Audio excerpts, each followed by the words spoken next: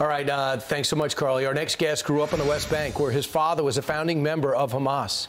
He was groomed to take a senior role before he turned on the terrorist group in prison. Spying for Israel now, converting to Christianity, and ultimately seeking asylum in the U.S. Mosab Hassan returns to us now, as he came a few years ago, and now we got more than ever. Mosab, it's great to see you. We'd love to know the insight of this group and how they were able to pull off what they did October 7th. First, can you tell the audience your background, people that didn't read your book? I was born at the heart of Hamas leadership, and I know them very well. They don't care for the Palestinian people. They don't regard the human life. And I saw their brutality firsthand back in 1996 when I spent about a year and a half in Megiddo prison. They killed so many Palestinian people at that time. And this is when I decided that I cannot be together with this movement. In fact, I asked myself a question: what if they become a ruling party at some point? What will they do? If they succeed in destroying Israel and building their state, what will they do? They will kill our people. And this was the first question, that actually I had to be honest with myself. Even though Hamas gave me advantages, I was like a prince in that world, but I did not like them, and I turned against even my own blood. Because this is how much I did not like Hamas. And today, 25 years later, they are the rulers of Gaza, and we see what they are capable of doing. We saw what happened October 7th. We saw them do what they did to Holocaust victims.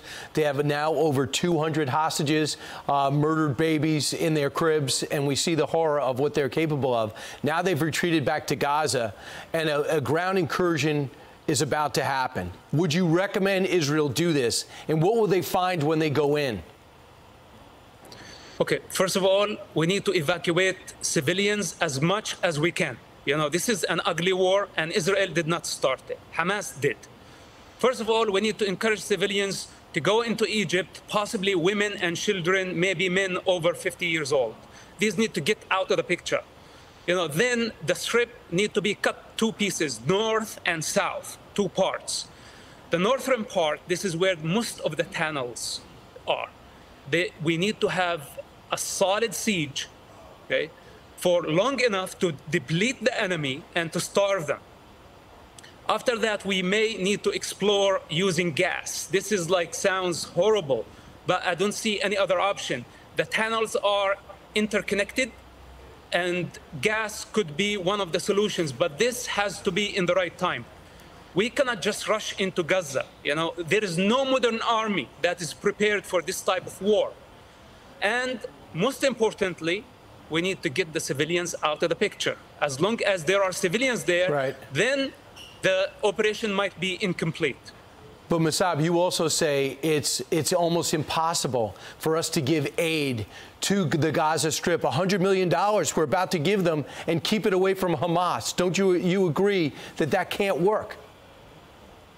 Look, after we destroy the tunnels, we need to finish Hamas rule in Gaza Strip. This is priority number one.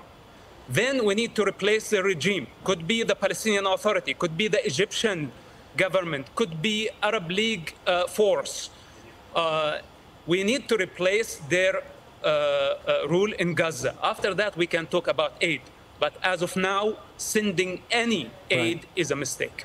So you also believe that this isn't about the Palestinians fighting for their rights and their sovereignty. What is the real mission of Hamas, and what do they really think of the Palestinian people? Hamas is not a national movement. Hamas is a religious movement with a goal to establish an Islamic state. They don't care for nationalism. Actually, they are against nationalism. With that said, my understanding that they are using the Palestinian cause only to achieve their goals, so the long-term goal, transforming the Middle East and the world into an Islamic state. This is Hamas agendas, and they are not hidden, by the way. So Hamas is serving foreign agendas. We're talking about Iran, and we're talking about Russia lately. Hamas serve those parties, and Iran pays them close to $1 billion annually. Iran is the real master in this picture. Hamas does not serve the Palestinian people. Hamas serve Iran. Those are the masters of Hamas.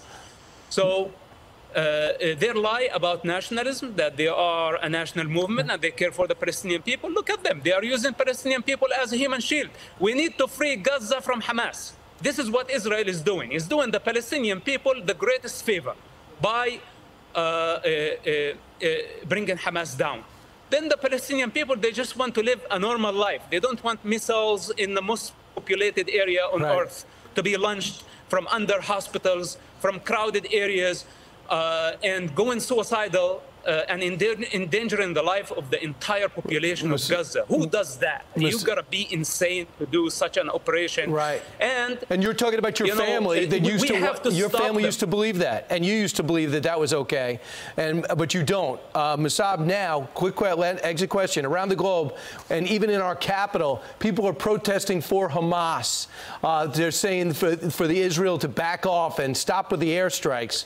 Well, what do you say to those protesters? What is about their mindset? Okay, listen, I cannot convince the entire world of truth. Right now, people are emotional. They hate to see children dying. Even though, Hamas is killing the people at the hospital, and we have evidence of that, but they still blame Israel. People can blame whoever they want. But now we have to concentrate. We have to focus. Public opinion is very important, but unfortunately, it's not the time to win the public opinion.